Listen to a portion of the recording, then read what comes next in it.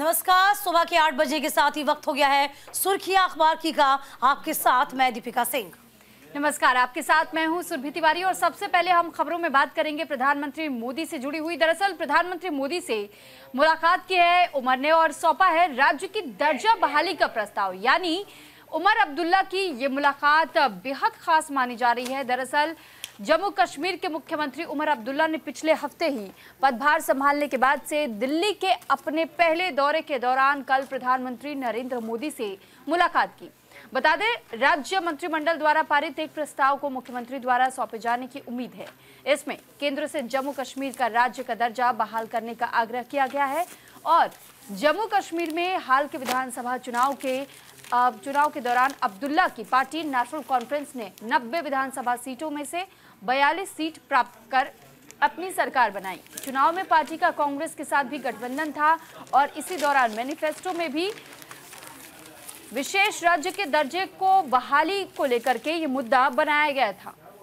देखिए, तस्वीरें बेहद खास हैं। तस्वीर भी आप देख रहे हैं, मैं भी आप तक ये तस्वीर पहुंचा रही हूं। अमर उजाला ने इस खबर को तरजीह दी है।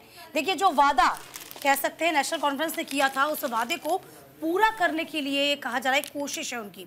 हालांकि ये पहले भी कहा गया था कि जो बात कही जा रही है, चाहे बात 370 को हटाने की हो, वो इतनी जल्दी संभव हो ही नहीं सकती क्योंकि ये अकेला राज्य का फैसला नहीं हो सकता।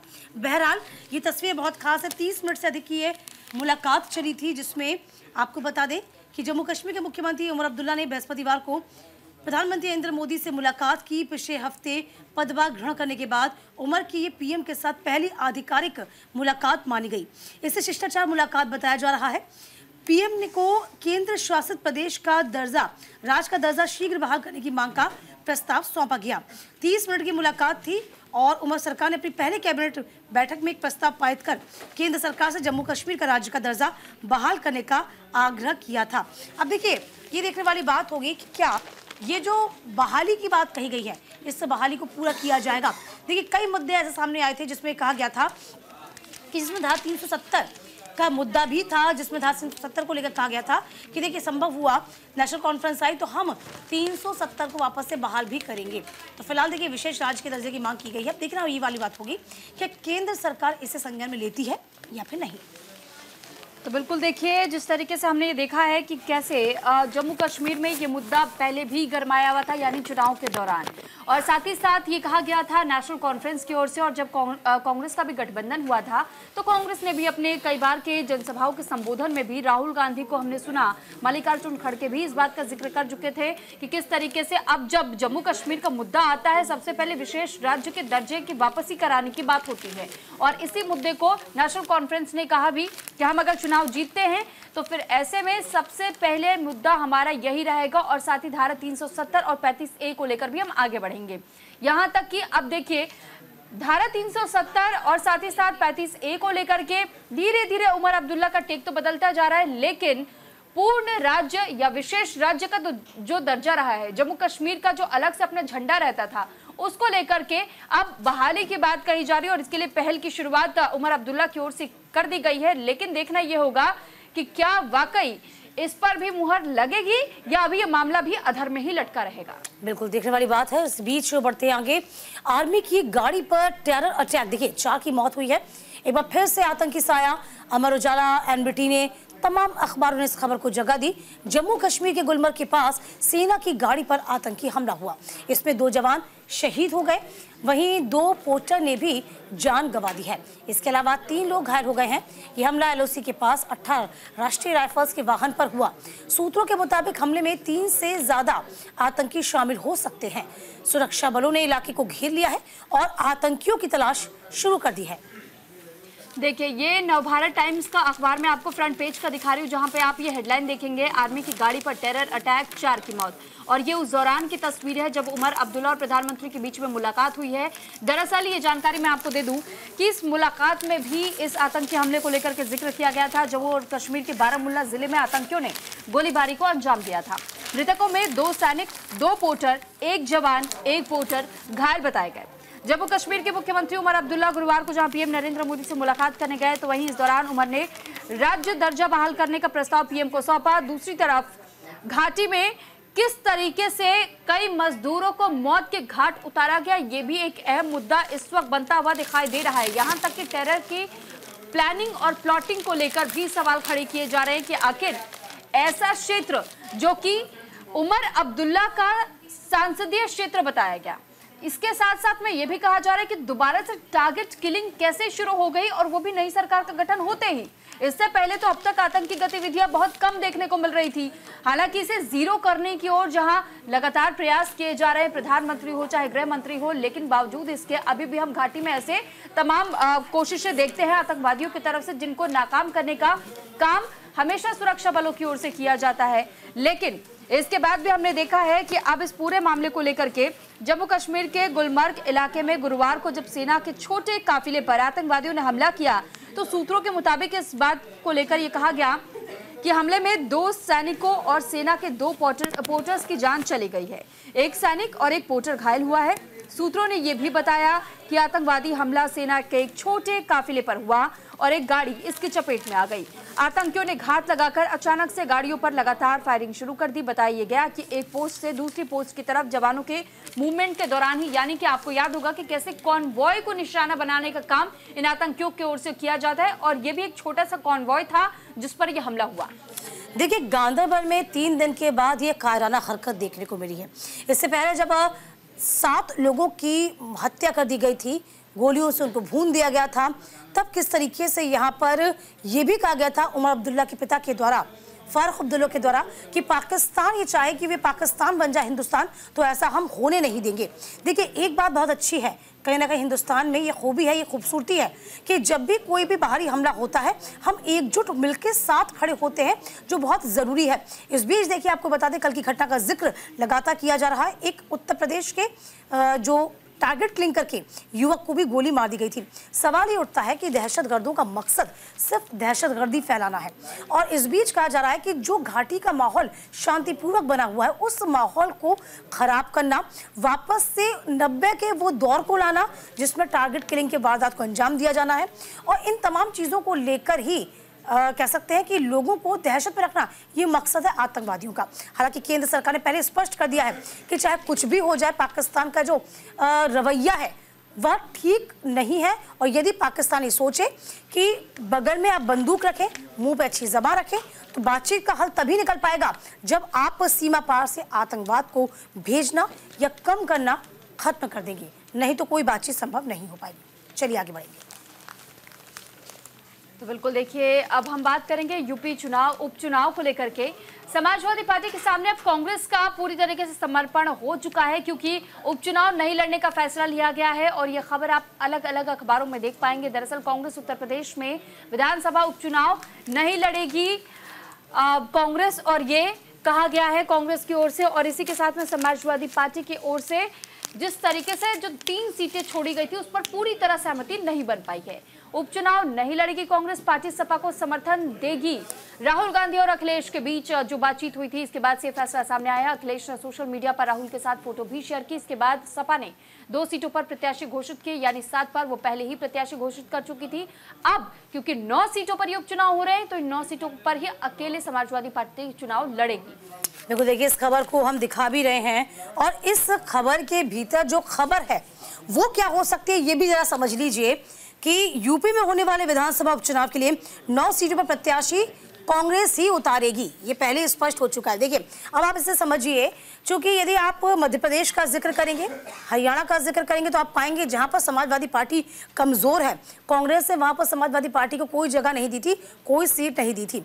इस बात को साल रहा था कांग्रेस के अंदर भी और समाजवादी पार्टी के अंदर भी जब उत्तर प्रदेश के सिनेरियो का जिक्र आता है। हालांकि गठबंधन में तमाम दल INDI गठबंधन के तहत यहाँ पर चुनाव लड़ा जा रहा है, लेकिन कांग्रेस ये कह रही थी कि देखिए, हमें भी सीट दीजिए लड़ने के लिए। समाजवादी पार्टी के मुखिया ये कहते हैं कि देखिए, सीट ज़रूरी नहीं है, जीत जरूरी है, हमें जीतना होगा, ये जरूरी है और हम आप पे विश्वास नहीं कर सकते।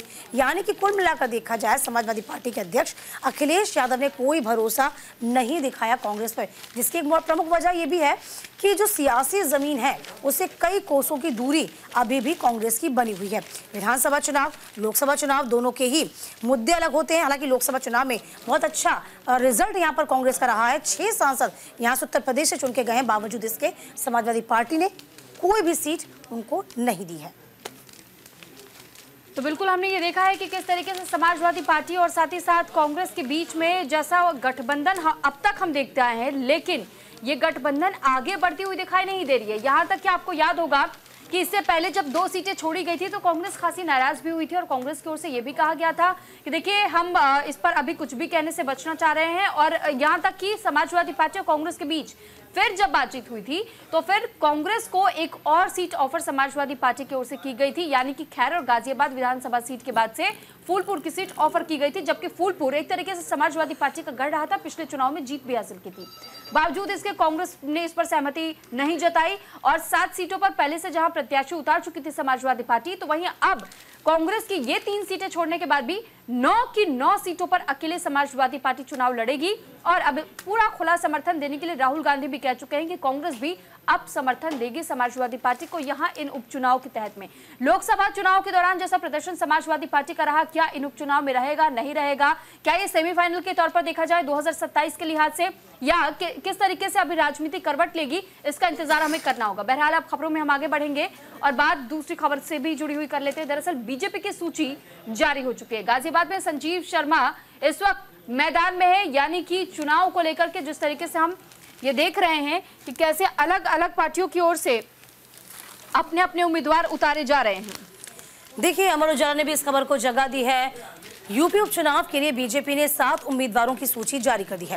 गाजियाबाद से महानगर बीजेपी अध्यक्ष संजीव शर्मा को टिकट दिया गया। इधर करहल की बात की जाए तो अनुजेश यादव चुनाव लड़ेंगे। कानपुर की सीसामऊ सीट पर अभी मंथन जारी है। इधर मीरापुर सीट आरएलडी के खाते में जाने की संभावना है। पार्टी ने कुंदरकी से रामवीर सिंह ठाकुर को मैदान में उतारा। इसके अलावा खैर आजाद सीट से सुरेंद्र दिलेर, करहल अनुजेश यादव, फूलपुर से दीपक पटेल, कटहरी से धर्मराज निषाद, मंझवा से श्रीमती सुष्मिता मौर्य को टिकट दिया गया है। तो फिलहाल देखिए, भाजपा ने सूची जारी कर दी है और सूची जारी करते ही साथ तमाम चीज़ों का यहाँ पर ख्याल रखा गया है। तो समीकरणों को फिट करने की कोशिश यहाँ पर बीजेपी की ओर से की गई है। तो फिलहाल देखिए, लगातार हम आपको सूची की फोटो भी दिखा रहे हैं और साथ ही साथ ये अखबार की कटिंग भी हम आपको दिखा रहे हैं।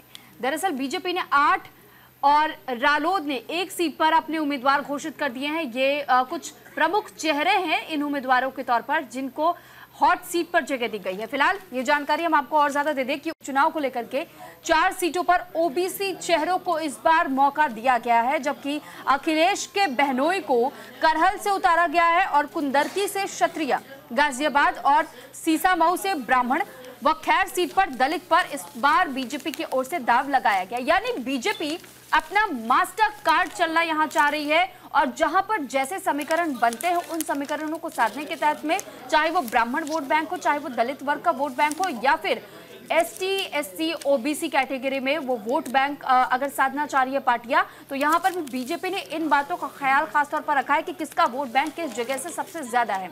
और इसी के तहत में हम आपको ये जानकारी दे रहे हैं कि कैसे 4 प्रमुख चेहरे हैं जिनको ये मौका इस बार दिया गया है। अनुजेश यादव, सुरेश अवस्थी, दीपक पटेल, धर्मराज निषाद।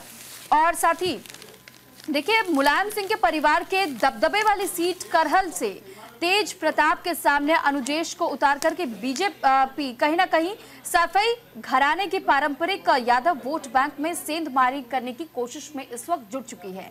और अनुजेश धर्मेंद्र यादव की सगी बहन संध्या उर्फ बेबी यादव के पति हैं। अनुजेश भी फिरोजाबाद से 2 दशक तक जिला पंचायत सदस्य, कार्यकारी जिला पंचायत अध्यक्ष सहित अन्य राजनीतिक पदों पर रह चुके हैं। तो यहाँ बीजेपी ने कोशिश की है कि एक तो समाजवादी पार्टी के गढ़ में घुस करके उन्हीं के वोट बैंक में सेंधमारी की जा सके, और क्योंकि जिस शख्स को यहाँ उम्मीदवार के तौर पर बीजेपी ने उतारा है, ऐसे में एक चोट करने की कोशिश बीजेपी ने यहाँ भी की है, क्योंकि वह समाजवादी पार्टी के परिवार का हिस्सा है। यानी जो मुख्य मुलायम सिंह यादव का परिवार रहा था, उस परिवार से ही जुड़े हुए संबंध है। तो ऐसे में अब बीजेपी ने जिस उम्मीदवार को मौका दिया, यानी हम बात अनुजेश यादव की कर रहे हैं, तो यादव आपको याद होगा एम और वाई फैक्टर पर चलते हैं, और यहीं पर वो करहल सीट को लेकर भी कहीं ना कहीं ये कोशिश है कि एम वाई फैक्टर को साधा जा सके। अब देखना ये है कि क्या समाजवादी पार्टी का वोट यहाँ से कटता है और बीजेपी के पाले में जाता है या नहीं, या फिर अभी और बीजेपी को मेहनत करने की जरूरत होगी। देखिए, इस बार पहली मर्तबा आपने देखा होगा कि आरएलडी लोकसभा चुनाव में साथ में आई थी और आरएलडी अभी भी साथ में है। यदि हम वेस्ट यूपी का जिक्र करते हैं तो वेस्ट यूपी में आप देखिए इसके राजनीतिक समीकरण को समझिए। उपचुनाव में बीजेपी आरएलडी की सिंबल तुम्हारा और कैंडिडेट हमारा, ये तर्ज पर चुनाव लड़ेगी और इसी तर्ज को आगे बढ़ाया गया है। इसके तहत आपको बता दें कि कैंडिडेट आरएलडी ने सिंबल तुम्हारा कैंडिडेट हमारा की रणनीति अपनाई है। इसी रणनीति के तहत उपचुनाव के लिए वेस्ट यूपी की तीनों सीटों पर बीजेपी और एक सीट पर आरएलडी ने अपना उम्मीदवार घोषित किया। एनडीए इंडिया गठबंधन की सूची में सीधे तौर पर दिग्गजों और निष्ठावानों पर दाव लगाया गया है। दोनों गठबंधन की ओर से सियासी लक्ष्य भेदने के लिए जातीय तीर भी चलाए जा रहे हैं और बीजेपी ने अपने हिस्से की में 4 में से 3 सीटों पर एक ठाकुर, एक ब्राह्मण और एक दलित को मैदान में उतारा है। तो आपको देखिए, यूपी की राजनीति या यूं पे कहें कि देश की राजनीति जातीय समीकरण के बिना तो अधूरी ही है। तो इन तमाम समीकरणों का ख्याल बीजेपी ने अपने सीट बंटवारे में रखा है। आरएलडी ने बीजेपी गठबंधन में अपने हिस्से में आई एक सीट मीरापुर और अति पिछड़ा दाव चलकर पूर्व विधायक मिथिलेश पाल को कैंडिडेट बनाया है। तो देखिए, कोशिश यही की गई है कि जो जातीय समीकरण है उसको बैलेंस रखा जाए, जिससे कि कोई जाति इससे नाराज ना हो। क्योंकि आपको याद होगा एक ऐसा वक्त भी था उत्तर प्रदेश में कि ब्राह्मणों की नाराजगी का सामना बीजेपी को करना पड़ा था और दलित तो के लिए तो हमेशा कहा जाता था कि बसपा जो है वो उनके लिए तारनहार है। लेकिन इन तमाम चीज़ों को कहीं ना कहीं बीजेपी ने अब धराशायी कर दिया। बीजेपी ने लोगों का जो विचार है, जो उनका सिनेरियो है, उसी को ही बदल दिया है। अब देखने वाली बात ये होगी कि जिताऊ उम्मीदवारों पर अब जो मुहर लगा दी गई है, ये वाकई में कितने जिताऊ साबित होंगे, ये देखने वाली बात होगी। चलिए खबरों में आगे बढ़ जाएंगे। महायुति में 278 सीटों पर है बनी सहमति। बीजेपी की दूसरी लिस्ट आज जारी होगी। फडणवीस ने ये लिस्ट जारी करेंगे। अमर उजाला ने इस खबर को जगह दी। दैनिक जागरण में भी इस खबर को जगह दी गई है। महाराष्ट्र में 288 विधानसभा सीटों में होने वाले उपचुनाव के लिए सभी राजनीतिक पार्टियों ने चुनावी बिगुल फूंक दिया है। वहीं बात अगर सत्तारूढ़ महायुति की करें तो महाराष्ट्र के डिप्टी सीएम और वरिष्ठ भाजपा नेता देवेंद्र फडणवीस ने कहा कि महायुति ने राज्य की 288 विधानसभा सीटों में से 278 सीटों के बंटवारे को अंतिम रूप दिया है। तो बिल्कुल देखिए, महाराष्ट्र में सत्तारूढ़ महायुति के बीच 278 सीटों का बंटवारा फाइनल हो चुका है। बृहस्पतिवार को दिल्ली में हुई मैराथन बैठक में सीटों के बंटवारे पर आम सहमति बनी, लेकिन अभी भी 10 सीटों का पेच कायम है। दिल्ली से देर रात नागपुर लौटने पर देवेंद्र फडणवीस ने यह कहा कि महायुति में 278 सीटों का बंटवारा हो चुका है। शुक्रवार को बीजेपी के उम्मीदवारों की दूसरी सूची जारी हुई है। दरअसल महायुति और महाविकास अघाड़ी दल के अगर सीट बंटवारे के फॉर्मूले को लेकर के देखें तो महाविकास अघाड़ी दल में खासतौर पर ये पूरे पेच फंसे हुए थे। महायुति में भी फिर भी ये संभव बताया जा रहा था कि पेच पूरी तरीके से क्लियर ही है। लगभग कुछ ऐसी महज सीटें रह गई थी जिनको लेकर के विचार विमर्श किया जाना था, लेकिन अब महायुति का ये कहना है कि हम 278 सीटों पर हम सभी की सहमति बन चुकी है कि किसको कहां से उम्मीदवार के तौर पर चुनावी मैदान में उतारना है। और साथ ही साथ देखिए, बीजेपी की दूसरी सूची को लेकर के कहा गया कि वो आज जारी हो सकती है, इसका इंतजार करना होगा। खासतौर पर 10 सीटें जो अब बची हुई हैं उसको लेकर के पेच फिलहाल अभी भी फंसा हुआ दिखाई दे रहा है। तब दूसरी तरफ अगर आप देखते हैं तो नासिक के नंदगांव से निर्दलीय उम्मीदवार के रूप में चुनाव लड़ने की जो घोषणा 2 लोगों की ओर से की गई है, छगन भुजबल, समीर भुजबल, और ये दोनों ही बड़े नाम है महाराष्ट्र में। पहले चर्चा थी कि समीर भुजबल एनसीपी अध्यक्ष शरद पवार के संपर्क में हैं, फिर तुरही चुनाव चिन्ह के साथ मैदान में उतर सकते हैं, लेकिन उन्होंने एनसीपी से इस्तीफे के बाद से साफ किया कि वो 28 अक्टूबर को निर्दलीय नामांकन दाखिल करेंगे। उन्होंने इस बात का भी जिक्र किया कि महायुति में किसी भी प्रकार की समस्या ना हो, इसलिए मैंने पार्टी से इस्तीफा दे दिया है और कार्यकर्ताओं की मांग पर मैं चुनाव लड़ने के लिए पूरी तरीके से तैयार हूं। दूसरी तरफ इसी तरह छगन भुजबल की ओर से भी ये घोषणा की गई थी कि वो भी अपने बलबूते पर ही चुनावी मैदान में उतरेंगे। तो यानी कि ये लड़ाई इस बार महाराष्ट्र की ओर दिलचस्प इस वजह से हो जाती है क्योंकि जब बात सरकार बनाने पर आएगी तो निर्दलियों को कौन साथ पाता है, महायुति या महाविकास अघाड़ी। और ऐसे में आपने ये गौर किया होगा कि पिछली बार भी महाराष्ट्र में सिर्फ कुछ सीटों को लेकर के, सरकार बनाने को लेकर के वो अटकलें देखने को मिली थी, लेकिन क्या ये अटकलें इस बार स्पष्ट हो पाएंगे चुनाव बीतने के पहले या चुनाव बीतने के बाद? ये दोनों दलों की ओर से निर्दलियों को दोबारा अप्रोच किया जाएगा, इसका इंतजार करना होगा। जाहिर सी बात है, चूंकि लोकसभा चुनाव में जो परिणाम रहे उससे कहीं ना कहीं आश्वस्त नजर नहीं आई थी बीजेपी और तमाम उसके दल। हालांकि हम ये कहते हैं जब विधानसभा चुनाव आता है, विधानसभा चुनाव के मुद्दे हमेशा से अलग होते हैं। यहाँ कुछ ऐसे मुद्दे हैं जिसमें पेच फंस जाएगा, जिसमें दिक्कतें आ सकती है महायुति को। हालांकि सीट शेयरिंग पर तो विचार विमर्श हो गया और इसी को लेकर कहा जा रहा है कि चाहे वो महाराष्ट्र मराठा आंदोलन हो गया हो या फिर अन्य चीज़ें हो गई हों, इन तमाम चीज़ों को लेकर भी क्या सहमति बन जाएगी, क्या फिर जनता के सामने सर्व क्या करेंगे, ये देखने वाली बात होगी। बहरहाल खबरों में आगे बढ़ जाते हैं। अजीत को मिला घड़ी चिन्ह, प्रयोग के समय लिखना होगी मामला अदालत में, और ये अमर उजाला ने इस खबर को जगह दी है। महाराष्ट्र में विधानसभा चुनाव 2024 के मद्देनजर 20 नवंबर को मतदान किया जाएगा। तो फिलहाल देखिए ये जानकारी हम आपको दे रहे हैं कि वहीं 23 नवंबर को जब चुनाव के परिणाम घोषित किए जाएंगे तो इस बीच एनसीपी को लेकर शरद पवार और अजित पवार के बीच में विवाद छिड़ा हुआ ही है। वर्तमान में ये मामला सुप्रीम कोर्ट के समक्ष है। इस मामले में आज सुप्रीम कोर्ट में सुनवाई हुई, जिसके बाद से बीते कल सुनवाई हुई थी, जिसके बाद से ये तय हुआ कि महाराष्ट्र विधानसभा चुनाव में अजित पवार गुट के पास ही एनसीपी का चुनाव चिन्ह घड़ी रहने वाला है। सुप्रीम कोर्ट ने कहा कि अजित पवार गुट घड़ी सिंबल का उपयोग डिस्क्लेमर के साथ कर सकती है। देखिए इधर शरद पवार गुट द्वारा अजित पवार गुट से ही घड़ी सिंबल वापस लेने की मांग पर सुप्रीम कोर्ट ने सहमति नहीं जताई है। अब जरा समझ लीजिए इसे, चूंकि ये जो सिंबल की लड़ाई थी ना, ये चूंकि हर एक पार्टी है वो दो फाड़ हो गई है। इसी को लेकर कहा जा रहा है कि एनसीपी शरद ने 75 प्रत्याशी तो फिलहाल घोषित किए हैं, ये जैसा कि हम आपको बता ही रहे थे। इसके अलावा देखिए कहीं ना कहीं अब जो सिंबल है वह इनके पास रहेगा, और इस खबर को नवभारत टाइम्स ने भी जगह दी थी, वो भी आप तक पहुंचा देती हूँ। चूंकि सिंबल की लड़ाई बहुत बड़ी लड़ाई थी और ये कहा जा रहा था कि ये जो पार्टी एनसीपी तैयार की गई है वो तैयार की गई है सिर्फ और सिर्फ शरद पवार ने, और शरद पवार का कहना था कि जब तैयार ही मैंने कही है पार्टी तो सिंबल भी मेरा ही होना चाहिए। लेकिन अजित पवार ने यहाँ पर टांग अड़ाई और अब देखिए अब दो गुट जो है वो दो फाड़ हो चुके हैं। यहाँ पर ये कहा गया है घड़ी का सिंबल अब कहीं ना कहीं मेरे पास ही रहेगा, और ये जो है ये यहाँ पर एक बड़ी जीत यदि हम अजित पवार गुट की कहेंगे तो इसमें कोई अतिशयोक्ति नहीं है। क्योंकि यहाँ पर जब दोबारा मांग की गई थी उस मांग के लिए वापस ये कह दिया गया था कि सुप्रीम कोर्ट इसमें भी सहमत नजर नहीं आया था। देखिए इस खबर को नवभारत टाइम्स से भी जगह दी है, वो भी हम आपको दिखा रहे हैं, इसको भी आप देखिए। देखिए इस जगह पर महाराष्ट्र चुनाव में चिन्ह की जीत, अजित गुट के पास ही रहेगा चिन्ह। हालांकि डिस्क्लेमर लगाकर आप इस चिन्ह का इस्तेमाल कर पाएंगे। सुप्रीम कोर्ट ने अजित पवार को 19 मार्च और 4 अप्रैल को निर्देशों को लेकर एक नया हलफनामा दाखिल करने का निर्देश दिया। बेंच ने कहा एक नया हलफनामा दाखिल करें कि आपने पूर्व में दिए हमारे निर्देशों का उल्लंघन नहीं किया। तीसरी बात क्या कही कि अगर कोई उल्लंघन होता है तो हम इसका संज्ञान लेंगे। हम उम्मीद करते हैं कि दोनों पक्ष हमारे निर्देशों का पालन जरूर करेंगे। तो फिलहाल देखिए आपको ये बता रहे थे कि गुरुवार को उप मुख्यमंत्री अजित पवार को महाराष्ट्र विधानसभा चुनाव के दौरान अपनी प्रचार सामग्री में घड़ी चिन्ह का इस्तेमाल करने का निर्देश दे दिया गया है।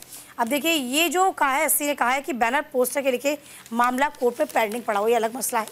हालांकि ये एक बड़ी जीत कहीं ना कहीं अजित पवार के लिए मानी जा रही है। और इसी के साथ यहाँ रुक रहे हम एक छोटे से ब्रेक के लिए।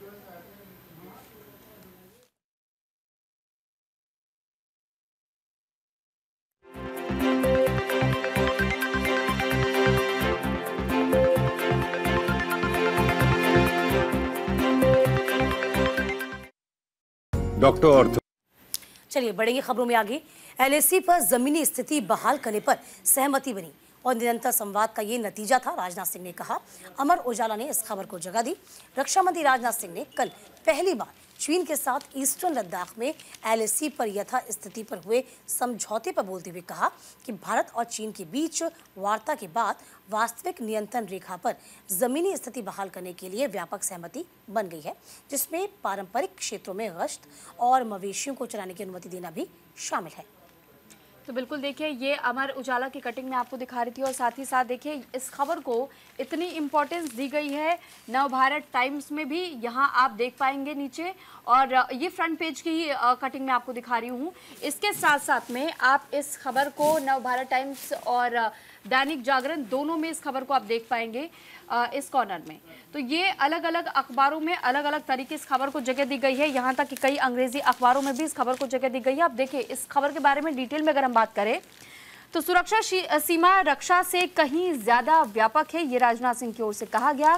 सुरक्षा को अक्सर सीमा की रक्षा से जोड़ करके देखा जाता है। जब हम सुरक्षा के बारे में सोचते हैं तो सीमाओं पर तैनात सैनिक, आसमान में गश्त करते विमानों और समुद्र की रखवाली करते नौसैनिक पोतों की छवियां उभरती हैं। हालांकि जैसे सभी जानते हैं सुरक्षा सीमा रक्षा से कहीं अधिक व्यापक है, ये राजनाथ सिंह की ओर से कहा गया है। साथ ही साथ देखिए इस बारे में भी जानकारी हम आपको देते हैं। उन्होंने ये भी कहा कि चाणक्य रक्षा वार्ता में LAC पर गश्त और मवेशियों को चराने की अनुमति के तहत में भी रक्षा मंत्री राजनाथ सिंह की ओर से अपनी बात रखी गई है। साथ ही ये कहा है कि भारत और चीन के बीच समझौते को लेकर के रक्षा मंत्री ने जब बृहस्पतिवार को चाणक्य रक्षा वार्ता बुलाई गई थी, इस कार्यक्रम में जब वो पहुंचे तो उन्होंने ये कहा कि इस समझौते को बेहद अहम घटनाक्रम बताया गया।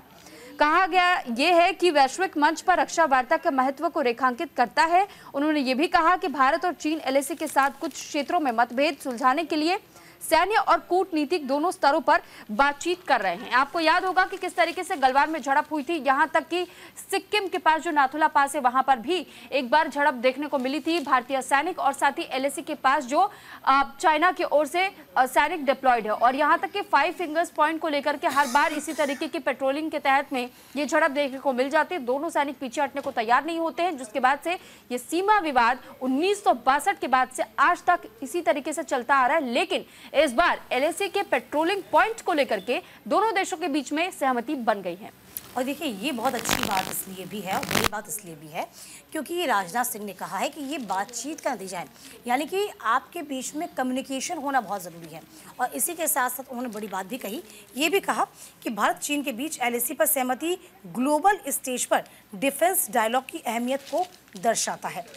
बातचीत से ही जल्दी या फिर देर से समाधान निकलता है, यानी कि कम्युनिकेशन होना बहुत ज़रूरी है। इस बीच ज़रा दूसरे पहलू पे आप नज़र दौड़ाएंगे तो जान पाएंगे कि किस तरीके से चीन की जो विस्तारवादी नीति है उसके चीन हमेशा से कुख्यात रहा है। आसपास जितने भी राष्ट्र हैं वो हमेशा से खफा रहे हैं। हालांकि चीन अब कहीं ना कहीं बैकफुट पे भी किसी मसलों पर आता हुआ दिख रहा है, क्योंकि 5 साल के बाद जिस तरीके से चीन की मुलाकात शी जिनपिंग की मुलाकात प्रधानमंत्री मोदी से हुई, इस मुलाकात के कई मायने निकले। न सिर्फ भारत की निगाह थी इस मुलाकात पर, चीन की निगाह थी, बल्कि सभी राष्ट्रों की इस पर टकटकी लगाकर इस मुलाकात को देख रहे थे। और ठीक बीच में कह सकते हैं कि ब्रिक्स से पहले LAC पर गश्ती होना, सेनाओं को हटाना, ये अपने आप में बड़ी बात थी। तो भारत का जिस तरीके से ग्लोबल स्तर पर दबदबा बढ़ता जा रहा है, एक भारत को एक वरीयता मिलती जा रही है, उसी को चीन भी ऑब्जर्व कर रहा है, उसी को चीन देख पा रहा है कि यदि बहुत भारत को नुकसान पहुंचाने की कोशिश की जाएगी तो जाहिर सी बात है इसका खामियाजा देर सवेर चाइना को भुगतना पड़ सकता है। और ये बड़ी बात भी है कि चाइना इसलिए भी बैकफुट पर नजर आ रहा है। चलिए आगे बढ़ेंगे। तो बिल्कुल देखिए अब खबरों में हम आगे बढ़ेंगे और बात करेंगे उत्तर प्रदेश से जुड़ी हुई खबर की। उपद्रवियों और अराजक तत्वों को उन्हीं की भाषा में जवाब दे, ये योगी आदित्यनाथ की ओर से कहा गया है। और अखबार की कटिंग हम आपको दिखा भी रहे हैं कि किस तरह, देखिए हर अखबार में आप इस खबर को देख पाएंगे, अमर उजाला हो, दैनिक जागरण हो या और दूसरी अखबारें हों। तो ये जो कटिंग इस वक्त आप देख रहे हैं, और साथ ही साथ ये हेडलाइन पर भी आप गौर कीजिए कि उपद्रवियों और अराजक तत्वों को उन्हीं की भाषा में दे जवाब, योगी आदित्यनाथ ने कहा है। दरअसल मुख्यमंत्री योगी आदित्यनाथ को अगर आप सुनेंगे तो आपको समझ में आएगा कि हर बार वो अपराध को कंट्रोल करने की बात करते हैं। और इस दौरान कहीं ना कहीं उन्होंने इस बात का जिक्र फिर से किया है। दरअसल सीएम ने त्योहारों को देखते हुए कानून व्यवस्था की समीक्षा करने के लिए कहा, यहां तक कि निर्देश जारी भी किए हैं। दुर्गा प्रतिमा विसर्जन के दौरान कई जिलों में सांप्रदायिक माहौल बिगड़ने की घटनाओं के बाद से मुख्यमंत्री योगी आदित्यनाथ ने कई अधिकारियों के साथ में मीटिंग भी की कई दफा और साथ ही अराजक तत्वों के साथ में सख्ती से निपटने के निर्देश जारी कर दिए गए हैं। उन्होंने कहा कि अराजक तत्वों और उपद्रवियों को उनकी भाषा में ही जवाब देना होगा। साथ ही त्योहार और देव दीपावली को देखते हुए 28 अक्टूबर से 15 नवंबर तक पूरा प्रदेश में 24 घंटे बिजली मुहैया कराने को कहा गया है। योगी बृहस्पतिवार को अपने सरकारी आवास पर त्योहारों, कानून व्यवस्था आदि की समीक्षा कर रहे थे। ये भी सीएम योगी आदित्यनाथ ने कहा है कि त्योहारों के समय में दोबारा से कहीं कोई सांप्रदायिक हिंसा जैसा माहौल या तनावपूर्ण माहौल ना होने पाए, इसके लिए आप ऐसे तत्वों से पूरी सख्ती के साथ निपटे। जाहिर सी बात है। और देखिए, ये कह सकते हैं योगी आदित्यनाथ की यूएसपी कही जाती है, क्योंकि वो अपराध को लेकर हमेशा से सख्त नजर आए हैं। उन्होंने कहा कि अपराध के लिए कोई जगह नहीं है और अपराध किसी जाति विशेष, किसी समुदाय विशेष और अपराधी किसी जाति विशेष, समुदाय विशेष का नहीं होता। अपराधी यदि हिंदू है, मुस्लिम है, सिख है या किसी भी समुदाय का, किसी भी जाति का है, उसको उसी की तरीके से ट्रीटमेंट मिलना चाहिए। आपको याद होगा जब पहली बार सत्ता में आए थे, पहली बार उत्तर प्रदेश में जब मुख्यमंत्री बने थे सीएम योगी आदित्यनाथ, तभी उन्होंने कह दिया था या तो अपराधी अपराध को छोड़ दें, नहीं तो राज्य छोड़ दें, वरना मारे जाएंगे। तो देखिए, योगी आदित्यनाथ ने कहीं ना कहीं कानून व्यवस्था को अपने हाथों में ले रखा है और ये बड़ी वजह है कि साफ तौर पर वो पैनी नज़र अपराध को लेकर बनाते हैं, जैसे कि लॉ एंड ऑर्डर हमेशा से कंट्रोल में रहे। चलिए आगे बढ़ते हैं खबरों में। चक्रवात दाना के असर से भारी बारिश हुई है। 300 उड़ानें और 552 ट्रेनें निरस्त हो गई हैं। देखिए, हर अखबार ने इस खबर को जगह दी है। मैं अमर उजाला की खबर आप तक पहुंचा रही हूँ। देखिए, फ्रंट पेज पर इसको जगह दी गई है, क्योंकि वाकई में ये बहुत बड़ी खबर है। इस तस्वीर को देखिए ज़रा आप, किस तरीके से तस्वीर देख नजर आएगी आपको। दाना का असर है, जो पुरी पहुंचे श्रद्धालु वो अटक गए हैं। जगन्नाथ की बात करी जाए, कोणार्क मंदिर की बात करी जाए, वो तमाम जो विश्व प्रसिद्ध मंदिर है उनको बंद कर दिया गया है। तो आप समझिए ज़रा आप, तूफान उड़ीसा में आज तड़के यानी कि कल 120 किलोमीटर की रफ्तार से टकरा गया। आज टकराने की बात है, कल इसकी संभावना जाहिर कर ली गई थी। 120 से 125 किलोमीटर इसकी रफ्तार हो सकती है। इसके अलावा आपको बता दें, जो तस्वीर मैंने आपको दिखाई थी, ये उड़ीसा की तस्वीर थी, जिसमें भयानक असर तूफान का देखने को मिल सकता है।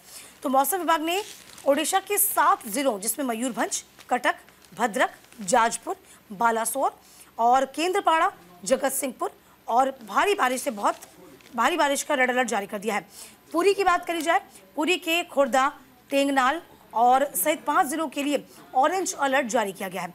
मौसम केंद्र के निदेशक मनोरमा मोहंती ने बताया कि तूफान टकराने के बाद पश्चिम और दक्षिण पश्चिम की ओर मुड़ने की संभावना है। 26 अक्टूबर को दक्षिण ओडिशा में बारिश होगी। तो फिलहाल देखिए, ये भी उन्होंने कहा कि 200 ट्रेनें रद्द कर दी गई हैं। एयरपोर्ट लगभग 16 घंटे के लिए बाधित रहेंगे। 16 घंटे के लिए बंद एयरपोर्ट्स को भी कर दिया गया है। तो फिलहाल ये बहुत बड़ी बात है। 230 ट्रेनें रद्द हैं और साइक्लोन का जो असर है वो उड़ीसा में, पश्चिम बंगाल में, बिहार में भी साफ तौर पर आपको नजर आएगा। तो बिल्कुल ये चक्रवात से जुड़ी हुई तस्वीर भी हम आपको दिखा रहे हैं और साथ ही साथ देखिए कैसे तैयारियों को लेकर के लगातार ये प्रयास जो किए जा रहे हैं। ओडिशा के तट पर चक्रवात दाना की आहट के बीच गुरुवार को ओडिशा और पश्चिम बंगाल में भी भारी बारिश हुई और कई ट्रेनें रद्द तक करनी पड़ गई। ओडिशा में 3 लाख लोगों को शिफ्ट किया जा चुका है। बंगाल में 2 लाख से ज्यादा लोग शेल्टर होम में पहुंचा दिए गए हैं और साथ ही केंद्र ने मदद का आश्वासन भी दिया है। जिस तरीके से देखिए चक्रवात को लेकर के हमने आपको जानकारी दी कि कैसे जो कई ऐसे इलाके हैं जो कि बिल्कुल या तो समुद्र के किनारे बसे हैं या फिर ऐसे वो इलाके जहां पर इस चक्रवात से सबसे ज्यादा नुकसान की संभावना है, इसको लेकर पहले ही टीमों को तैनात कर दिया गया है।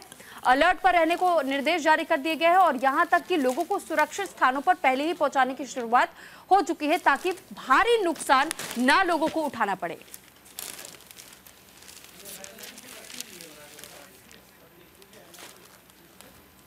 चलिए सुबह आगे बढ़ते हैं खबरों में। तो बिल्कुल देखिए, राज्य सरकारों के खिलाफ अवमानना अर्जी खारिज, भानुमति का पिटारा नहीं खोलना चाहते हैं, ये अमर उजाला में इस खबर को जगह दी गई है। और साथ ही साथ देखिए, यूपी, उत्तराखंड और राजस्थान में हाल ही में हुए कुछ बुलडोजर एक्शन के खिलाफ दाखिल एक याचिका सुनने से सुप्रीम कोर्ट ने मना किया है। कोर्ट में याचिका national federation of Indian women नाम की संस्था ने दाखिल की थी। यूपी के वकील ने इस बात की जानकारी भी दी, जिस कार्रवाई की बात इस याचिका में की गई है वो फुटपाथ को घेर कर हुए निर्माण पर की गई। देखिए, इस खबर को जगह दी गई है अमर उजाला ने ठीक फ्रंट पेज पर इसको जगह दी है।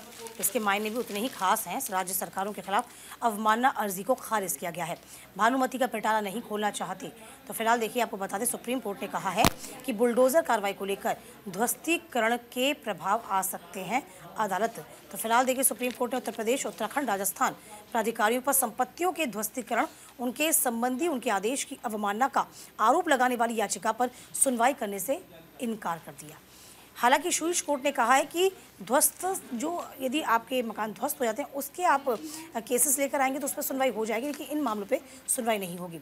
Justice BI Gavai, justice PK Mishra, justice KV Vishwanathan की पीठ ने बृहस्पतिवार को कहा कि पीठ याचिकाकर्ताओं पर विचार करने की इच्छुक नहीं है।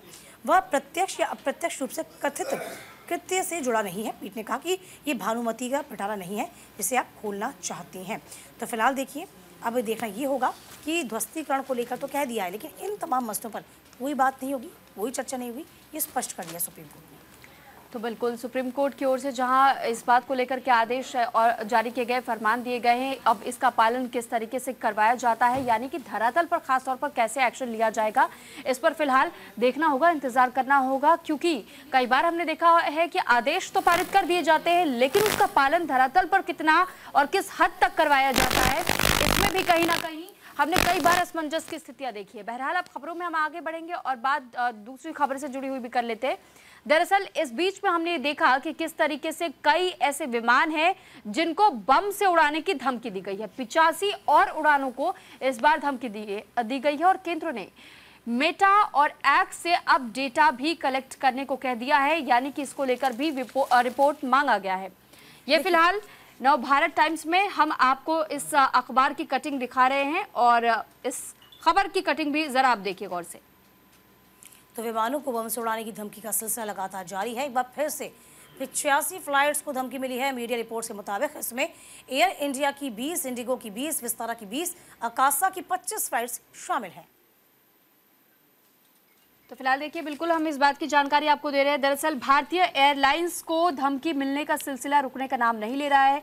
गुरुवार को 95 फ्लाइटों को बम से उड़ाने की धमकी मिली और ये एक दिन में मिली सबसे ज्यादा धमकियां हैं। सूत्रों ने यह कहा है कि एयर इंडिया, विस्तारा और इंडिगो की लगभग 20 उड़ानों को धमकी मिली थी। आकाशा एयर को 13 उड़ानों की धमकियां दी गई।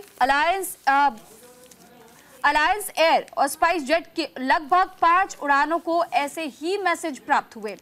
ज्यादातर धमकियां एक्स अकाउंट और साथ ही ईमेल के जरिए दी गई है, यानी कि सोशल मीडिया का इस्तेमाल, इंटरनेट का इस्तेमाल इस वक्त इन हैकर्स की ओर से किया जा रहा है। इन हॉक्स मेल्स का इस्तेमाल किया जा रहा है डराने और धमकाने के लिए। लेकिन क्योंकि हमने देखा कि कैसे अभी हाल फिलहाल में दिल्ली के रोहिणी इलाके में एक CRPF स्कूल के सामने ब्लास्ट हुआ और ये धमकी भरे मैसेजेस और कॉल्स आने के बाद हुआ है। हालांकि इसी वजह से जो तमाम एजेंसियां हैं वो इन्हें हल्के में नहीं ले रही हैं। जहां पर भी अगर धमकियां मिल रही हैं तो इसकी जांच की जा रही है और उसके बाद ही उड़ानों को अपनी उड़ान भरने के लिए पूरी तरीके से सहमति जाहिर की जा रही है। सबसे पहले चेकिंग हो रही है। हालांकि इस दौरान हमने देखा है कि कई बार या तो रूट डाइवर्ट करना पड़ गया है फ्लाइट्स का, या फिर उन्हें इमरजेंसी लैंडिंग करवानी पड़ गई है। यहां तक कि चेकिंग प्रोसेस के तहत में यात्रियों को भी थोड़ी दिक्कतों का सामना करना पड़ा है क्योंकि फ्लाइट्स डिले हो रही हैं। ऐसे में अब इंतजार इस बात का है जब उस IP एड्रेस को ट्रेस किया जा सके जहां से इस तरीके के हॉक्स कॉल्स और मेल्स आ रहे हैं। देखिए, बड़ी बात यह है इसमें कि अब तक 80 उड़ानों को धमकी मिली है एक दिन में। अब ये समझिए कि इससे नुकसान का आकलन समझिए आप कि नुकसान कितना हुआ होगा। तो देखिए, 11 दिनों में 650 करोड़ का नुकसान हो चुका है। अब आप समझिए कि मात्र धमकियों से इस कदर नुकसान हो रहा है कि अफरा तफरी का माहौल होता है, उड़ानें रद्द की जाती हैं, जिन्होंने टिकट किए होते हैं उनके टिकट को वापस से रिटर्न किया जाता है, उनका पैसा वापस लौटाया जाता है। तो एयरलाइंस को लगातार नुकसान होता जा रहा है। इसके पीछे मकसद क्या है? क्योंकि यदि आप समस्या की जड़ में जाएंगे तो उसको समझ पाएंगे कि आखिरकार इनका मकसद क्या है। सिर्फ धमकी देना मकसद है या फिर इन तमाम एयरलाइंस को नुकसान पहुंचाना ये मकसद है। हालांकि अब सरकार ये कह रही है कि इस तरह के तमाम जो मेल आ रहे हैं उनकी गहनता से जांच पड़ताल की जाएगी। ये पता लगाया जाएगा कि आखिरकार ऐसी भ्रामक धमकियां कौन दे रहा है, जिसका मकसद आखिरकार क्या है, जिससे कि इन एयरलाइंस को कम से कम नुकसान होने से बच पाए। चलिए खबरों में आगे बढ़ जाएंगे। NCR में दिल्ली की हवा सबसे खराब है। अमर उजाला ने इस खबर को जगह दी है, एनबीटी ने भी इस खबर को जगह दी है। और इसके साथ आपको बता दें, दिल्ली एनसीआर में दिल्ली हवा की क्वालिटी सबसे ख़राब हो चुकी है। दिल्ली की हवा लगातार ख़राब होती जा रही है, विजिबिलिटी बेहद कम हो चुकी है। तो फिलहाल ये जानकारी आपको दे दें कि दिल्ली के रोहिणी, द्वारका, मुंडका और बवाना में एक्यूआई 400 के पार पहुंच चुका है, जो गंभीर श्रेणी में आंका जाता है। जबकि आनंद विहार, वजीरपुर, जहांगीरपुरी, विवेक विहार सहित 25 इलाकों में हवा बेहद खराब श्रेणी में बताई जा रही है, जो कि कई तरीकों से घातक साबित हो सकती है, न केवल आपके स्वास्थ्य के तहत में, साथ ही साथ कई ऐसे और भी मामले हैं। क्योंकि जब भी प्रदूषण की बात सामने आती है तो ये नई बीमारियों को भी जन्म दे सकती हैं। और साथ ही क्योंकि इस बार अगर पटाखे कहीं पर भी चलाए जाते हैं तो इसकी भी शिकायत करने को कहा गया है, क्योंकि हमने देखा है कि पहले से ही पटाखों पर पूरी तरह प्रतिबंध दिल्ली एनसीआर में लगा दिया गया है। अगर आप पटाखे अपनी गाड़ी में लेकर भी जाते हुए पाए जाते हैं तो फिर पटाखे तो जब्त होंगे ही, लेकिन आपके खिलाफ चालानी कार्रवाई भी की जाएगी और इसके साथ साथ में आपकी गाड़ी तक सीज हो जाएगी। तो इस बात का खास ख्याल रखिएगा, क्योंकि प्रदूषण से बचना है, अपने परिवार को बचाना है, अपने प्रियजनों को बचाना है, तो प्रदूषण फैलाने से आपको भी बचना होगा। इस बात को आप ऐसे भी समझिए कि आप अभी तो अपना ख्याल रखिए, लेकिन दिल्ली सरकार को भी ये ख्याल रखना होगा कि जो कंस्ट्रक्शन चल रहे हैं या जो टूट फूट चल रही है, जो सड़कें उखड़ी हुई हैं, आप उनका भी तो ख्याल रखिए, आप उनको भी तो रिपेयर करवाइए। ये तस्वीर ज़रा देखिए आप, कई यहाँ पर जगहों का जिक्र किया गया, जिसमें आप देख पाएंगे अलीपुर का जिक्र किया गया है, इसमें देखा जाए पूर्वी दिल्ली का जिक्र है, इसमें द्वारका का जिक्र है। पूर्वी दिल्ली में पूरी सड़क पर मलबा बिखरा हुआ है, सड़कें टूटी पड़ी हुई है, वहाँ से कोई वाहन गुजर रहा है तो धूल उड़ रही है। ठीक इस तरीके से रोहिणी में टूटी रोड है, मलबा परेशानी का सबब बना हुआ है। तो 22 में ये साफ तौर पर सेक्टर 22 है रोहिणी का, वो आपको साफ तौर पे देखने को मिल जाएगा। पूरा 100 किलोमीटर का ऐसा 100 मीटर का एरिया ऐसा है जहाँ पर इसी तरीके से धूल बड़े कण बिखरे पड़े हैं। हॉटस्पॉट में शामिल है द्वारका, जी हाँ, उसके बावजूद भी इस पर कोई ध्यान नहीं दिया जा रहा। तो ये समझने वाली बात होगी कि पहले से जो स्थितियाँ खराब हैं उनको तो पहले दुरुस्त करिए। अभी तो लोग समझ ही रहे हैं और लोगों को समझाना भी और समझना भी बहुत लाजमी है, क्योंकि दिवाली नज़दीक है, जाहिर सी बात दिवाली पर पटाखे फूटेंगे ही। इसके बाद पराली की समस्या है, हालांकि सुप्रीम कोर्ट ने साफ तौर पर, चाहे वो पंजाब हो, चाहे हरियाणा हो, चाहे वो केंद्र सरकार हो, सभी को फटकार लगा दी थी कि देखिए आप मामूली जुर्माना लगा रहे हैं, जुर्माने पर आप खाना पूर्ति मत करिए। यदि आपको कोई नज़ीर पेश करनी है तो उस हिसाब से आप नज़ीर पेश करिए, जिससे लोगों को लगे कि यदि हम ये गलती करेंगे तो उसका खामियाजा हमें भुगतना पड़ेगा। तो ये ज़रूरी इसलिए हो जाता है क्योंकि अभी ग्रैप 2 लागू है, और यदि यही कंडीशन रही तो ग्रैप 3 भी लागू हो जाएगा। इसके बारे में भी आपको जानकारी देते हैं। ये भी कहा गया है कि जल्द ही ग्रैप 3 लागू हो सकता है। साथ ही कई प्रतिबंध अभी चल रहे हैं जिसमें प्रदूषण को नियंत्रित किया जा सके। कुछ प्रतिबंध लोगों पर है, कुछ सरकारी एजेंसियों पर है, लेकिन ज़मीनी हकीकत भी तो जानिए। ज़मीनी हकीकत भी तो ये है कि टूटी फूटी सड़कें, जगह जगह टूटे हुए गड्ढे, ये भी तो प्रदूषण की वजह से हो रहे हैं। तो ये प्रदूषण का कारण बन रहे हैं, इनको दुरुस्त करना भी कहीं ना कहीं दिल्ली सरकार के लिए अब एक चुनौती से कम नहीं होगा। बिल्कुल, अब इसी के साथ हम बढ़ेंगे खबरों में आगे और बात उत्तराखंड से की खबर से जुड़ी हुई कर लेते हैं। दरअसल उत्तराखंड में मस्जिद को लेकर के इस वक्त बवाल और पथराव की खबर भी सामने आई है। दरअसल लाठीचार्ज में 27 लोग घायल हुए हैं। उत्तराखंड के उत्तरकाशी में मस्जिद के खिलाफ जिस तरह हिंदुत्ववादी संगठन की रैली हुई थी, इसी दौरान यहां पथराव की खबर सामने आई। 27 लोग के घायल होने की भी जानकारी सामने आई है और ये अखबार की कटिंग भी हम आपको दिखा देते हैं कि किस तरह अब तक यहां लाठीचार्ज में 27 लोग के घायल होने की जानकारी मिली। फिलहाल ये तस्वीर देखिए, दरअसल ये उस विवाद के बाद की ली गई तस्वीर है जब इसमें लाठीचार्ज किया गया था। मस्जिद को लेकर ये पूरा बवाल हुआ था और इसी दौरान 27 लोगों के घायल होने की जानकारी मिली है। ये जानकारी आपको दे दें कि उत्तरकाशी में एक समुदाय की मस्जिद के खिलाफ जन आक्रोश रैली के दौरान अचानक से माहौल बिगड़ गया। मस्जिद विवाद ने बृहस्पतिवार को शहर में बवाल का रूप ले लिया। एक समुदाय की धार्मिक संगठन ने मस्जिद के खिलाफ जन आक्रोश रैली निकाली। पुलिस ने मस्जिद की ओर जाने वाली सड़क पर बैरिकेडिंग लगा दी, जिससे कि गुस्साए प्रदर्शनकारी पुलिसकर्मियों के साथ में भिड़ते हुए दिखाई दिए और फिर करीब 2.5 घंटे तक गतिरोध की स्थिति बनी रही। इस बीच कहीं से पुलिस की और जब बोतल फेंकी गई पुलिस ने इस मामले के बारे में और ज्यादा जानकारी जुटाने की कोशिश की गई तो प्रदर्शनकारियों की ओर से भी ये इशारा किया गया कि आप खुद देखिए कि ये बोतल आपकी तरफ से कहां फेंकी गई है। आप सीसीटीवी फुटेज खंगाल सकते हैं। यहां तक कि लोगों की ओर से ये भी कहा गया है कि इस पूरे मामले में दूसरे समुदाय के लोगों की ओर से पहले पत्थरबाजी की गई थी और जिसके बाद जबकि प्रदर्शनकारियों को रोकने की कोशिश जहां पुलिस कर रही थी, पुलिस तो बार बार ये कह रही थी कि मामला शांत करवा दिया जाए, विवाद आगे बढ़ने ना पाए, लेकिन पथराव दूसरे समुदाय की ओर से कर दिया गया। यानी यहां भी सांप्रदायिक हिंसा करने की कोशिश जरूर हुई थी, लेकिन समय रहते इसे थोड़ा कंट्रोल जरूर किया गया। पुलिस पर बोतल फेंकने के बाद से पूरा विवाद गर्माता हुआ दिखाई दिया था, लेकिन दूसरे समुदाय की दुकानों को निशाना बनाया गया, ये भी कहा गया था। लाठीचार्ज के बाद भीड़ में शामिल लोग कलेक्ट्रेट पहुंचे, जहां उन्होंने जिला प्रशासन के खिलाफ प्रदर्शन किया। बाद में भीड़ टुकड़ों में बाजार में फैल गई, जिसने दूसरे समुदाय के लोगों की दुकानों को निशाना बनाना भी शुरू कर दिया। और इसके बाद ही अब यहां पर अभी भी इस वक्त पुलिस कर्मियों की वहां तैनाती है ताकि सांप्रदायिक हिंसा को और आग न मिलने पाए। बिल्कुल, चलिए खबरों में आगे बढ़ जाएंगे। भारत से तनातनी के बीच जस्टिन ट्रूडो से उनकी पार्टी के सांसदों ने ही इस्तीफा मांग लिया। इस खबर को जगह दी है दैनिक जागरण ने, देखिए फ्रंट पेज पर इस खबर को जगह दी है, क्योंकि आपको याद होगा कि किस तरीके से चरमपंथियों को लेकर बड़ा सॉफ्ट कॉर्नर अख्तियार कर रहे थे जस्टिस ट्रूडो, और इसी को लेकर कहीं ना कहीं ये खामियाजा जस्टिस ट्रूडो को भुगतना पड़ सकता है। देखिए इस खबर को दैनिक जागरण ने फ्रंट पेज पर जगह दी है। जरा इसके मायने भी समझा दें आपको। कनाडाई सांसदों ने कहा कि खालिस्तानी चरमपंथियों को गंभीरता से ले एजेंसियां।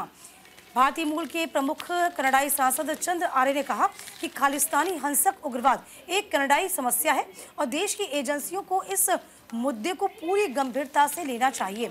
चंद्र आर्य ने बुधवार को प्रतिनिधि सभा को संबोधित किया। हर कोई जानता है कि चरमपंथ और आतंकवाद राष्ट्रीय सीमाओं तक सीमित नहीं है। साथ ही साथ कहा कि पद छोड़ने का दबाव बढ़ा दिया गया है। इसके अलावा आपको बता दें कि पार्टी के सांसदों ने कहा कि 28 अक्टूबर तक अपना प्रधानमंत्री त्यागपत्र सौंपें। ये सांसदों ने प्रधानमंत्री पर दबाव बनाया। बंद कमरे में हुई बैठक के दौरान असंतुष्ट सांसदों ने ट्रूडो को अपनी शिकायतें भी बताई।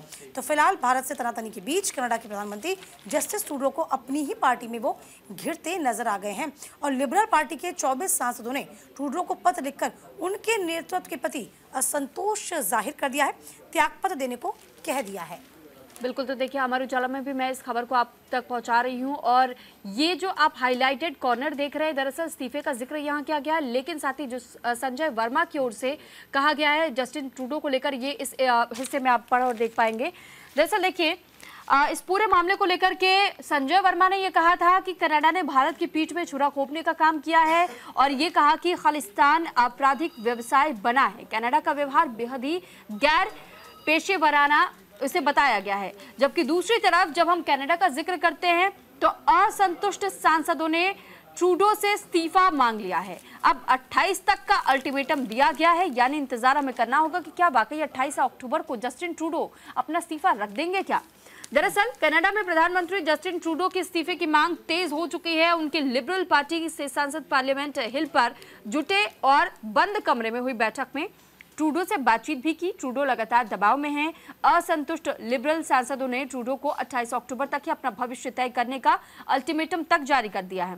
साथ ही 28 तक निर्णय न लेने पर दुष्परिणाम भुगतने की चेतावनी भी दी गई है और सांसदों ने अपनी चिंताओं को सीधे पीएम तक पहुंचाने को एक मंच के रूप में काम किया है। अब ये देखना है कि क्या वाकई जिस तरह हमने ये देखा कि जस्टिन ट्रूडो इस वक्त अंडर प्रेशर काम कर रहे हैं, तो क्या ये 28 अक्टूबर तक अपना इस्तीफा रखेंगे या कहीं ना कहीं से ये किसी प्रकार से इस समस्या का समाधान भी ढूंढ लाएंगे। लेकिन जिस तरह इस वक्त दबाव दिखाई दे रहा है और भारत के खिलाफ जैसे षड्यंत्र रचने की कोशिश इस वक्त कनाडा कर रहा है, ऐसे में उनके खुद के सांसद अब जस्टिन ट्रूडो के खिलाफ पूरी तरह होते हुए दिखाई दे रहे हैं। हालांकि देखिए यदि हम नज़र दौड़ाएं तो ट्रूडो की अभी जो कुर्सी है उस पर कोई खतरा नहीं है, लेकिन अगले साल जो चुनाव होने वाले हैं उस पर मुश्किलें बढ़ सकती हैं। इस बीच यदि देखा जाए जो 9 साल का उनका कार्यकाल चला रहा है, 9 साल के कार्यकाल में वो इस वक्त अपने सबसे मुश्किलों भरे दौर से गुजर रहे हैं, क्योंकि अपनी ही पार्टी के जब सांसद खिलाफ हो जाएं तो फिर क्या करेगा मुखिया, ये आप और हम बेहतर समझ सकते हैं। चलिए इसी के साथ सुर्खी अखबार की मैं आज के लिए बस इतना ही। कल फिर हाजिर होंगी तमाम खास खबरों के साथ। हमें दीजिए इजाज़त। नमस्कार।